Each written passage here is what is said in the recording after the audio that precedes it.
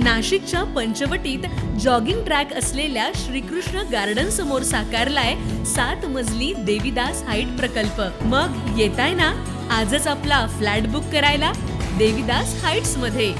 आमचा मोबाईल क्रमांक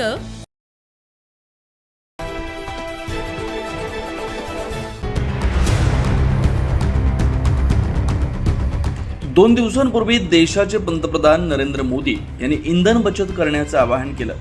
याकरता त्यांनी देशातील मंत्री, मुख्यमंत्री तथा व्हीआयपी साठींच्या असणाऱ्या ताफ्यातील देखील वाहनांची संख्या कमी करावी असं देखील त्यांनी सांगितलं होतं। पंतप्रधान नरेंद्र मोदी यांनी केलेल्या आवाहनाला राज्यभरात सकारात्मक प्रतिसाद देत आज राज्याचे मुख्यमंत्री देवेंद्र फडणवीस यांनी स्वतः विधानसभेत येताना दुचाकीवरून प्रवास केला। तसेच मंत्री नितेश राणे हे देखील पायी चालत मंत्रालयात दाखल झाले। एकूणच पंतप्रधानांनी केलेल्या आव्हानाला राज्यात उत्स्फूर्त प्रतिसाद मिळत असल्याचं पाहायला मिळत आहे आणि याची प्रत्यक्ष अंमलबजावणी मुख्यमंत्री देवेंद्र फडणवीस यांनी स्वतःपासून केली।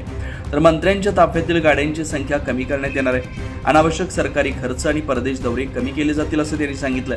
पंतप्रधानांनी केलेलं आवाहन केवळ जनतेसाठी नाही तर सरकारनेही त्याची अंमलबजावणी करायला सुरुवात केली असल्याचं पाहायला मिळत आहे। 9 न्यूज महाराष्ट्र ब्युरो, मुंबई।